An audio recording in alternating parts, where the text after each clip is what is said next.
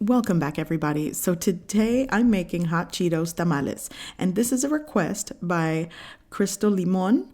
Thank you for this request. I actually was going to have a day off today, but when I saw this request, I was like, wait a minute, we got to do this. So here's how I make hot Cheetos tamales. So basically, I'm going to make tamales using my most recent beef tamales recipe, the ratios as far as the masa, and I'm going to do half of that recipe.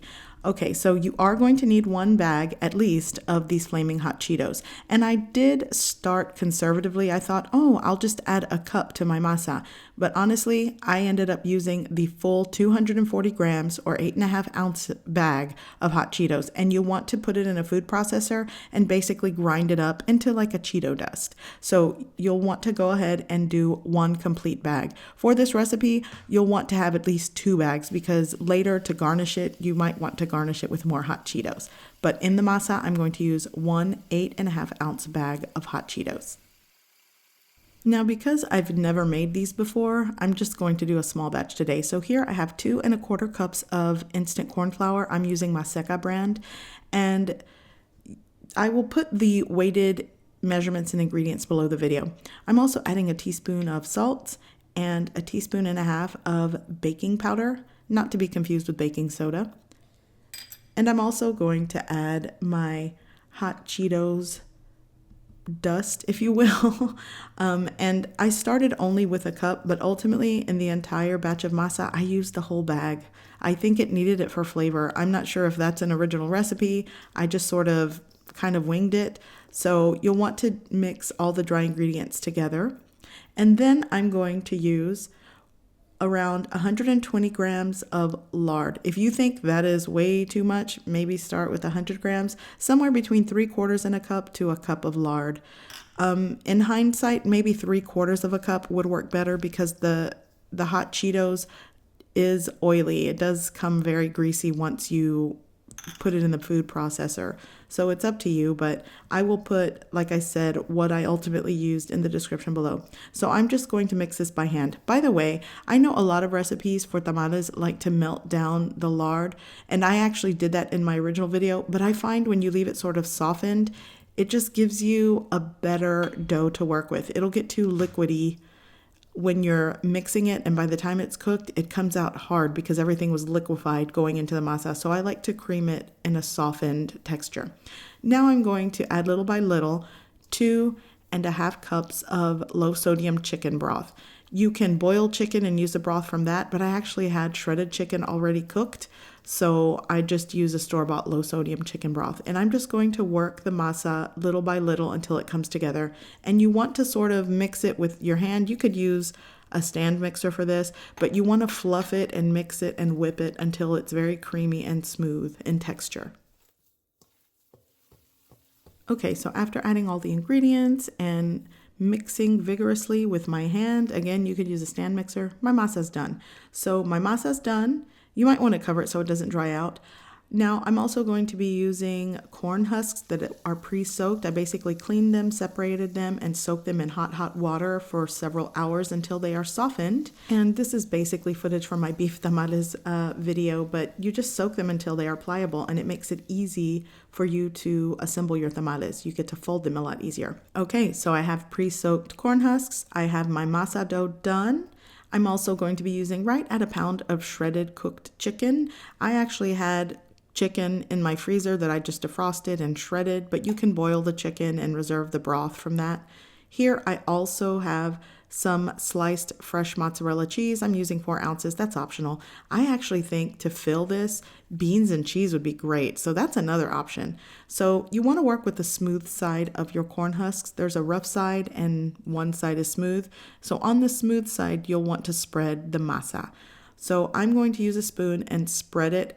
Actually, to be honest, the texture of this masa, I probably could use my hands and just sort of pat it into the hoja. But anyways, so you want to spread using the method of your choice. Then you're just going to fill it. Now I'm going to be using my shredded chicken and mozzarella cheese. But like I said earlier, if you want to do beans and cheese, if you want to do maybe some shredded beef, it's all up to you. I mean, at this point, we are working with some hot Cheeto masa, so the possibilities are endless. So once you fold it over, you're going to fold the bottom part up against the seam of your tamal, and that's it. That'll secure it. If you want to tie it with some more of the corn husk, you can, but I'm just going to continue the process until my tamales are done.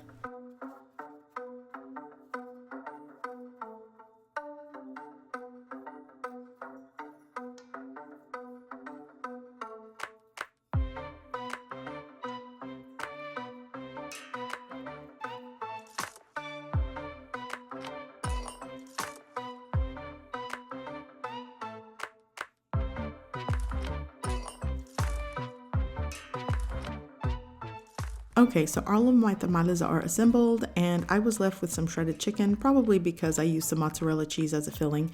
Okay, so I ended up with almost 20 tamales. So now I'm going to put them into my steamer pot. This is a 16-quart pot with this little steamer plate at the bottom. I added around 2 liters of water to the bottom.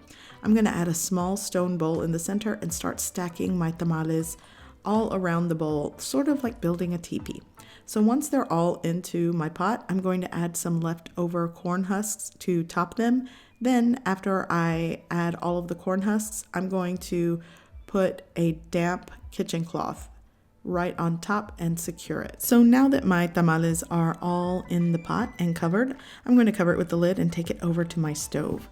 So depending how tightly you pack your pot or what size of pot you're using, that will determine the cook time. The cook time will vary, but for my little 18 tamales that I made today, I'm thinking an hour to an hour and 15 minutes is enough time to cook these. But again, the time will vary. So I have my heat set to high to bring the water up to a boil, but once I hear it boil, I'm going to lower the heat. I'm going to set it to a medium setting or a medium heat on my stovetop and just let it cook at a simmering boil for about an hour. This amount should take a little over an hour or until the tamal releases easily from the corn husk. So I ultimately cooked this pot of tamales for an hour and 25 minutes, and this tamal did come out easily. There was some masa that still stuck to the husk, but I'm going to let them set for about 20 to 30 minutes before serving, so they should do just fine. So I'm going to show you a popular way to eat these. Now, if you do a quick Google search, recently, at least in the Houston Chronicle, they did an article that in San Antonio, there is someone that makes the Hot Cheetos Tamales, and they are returning. There has been a spike in the trend again this year, so this is probably why it's been trending, because of news articles in different news outlets. But as far as I know, this type of tamal has been around for a couple of years. So you're going to take one tamal or 2 or 3, however many you want, and then you are going to pour cheese sauce over it. I basically used Velveeta cheese with a little bit of milk, popped it into the microwave. That's all I did. Use the method or cheese sauce that you like. Then you're going to dust it with a little bit of your Cheeto dust, and that is it. Now, for those of you that are not familiar with Hot Cheetos Tamales, this is probably bizarre to you and you're thinking, why? Why was this done? But for those of you that love Hot Cheetos, this is probably right up your alley. So I hope you guys give this recipe a try. I hope you like it, and thanks for watching.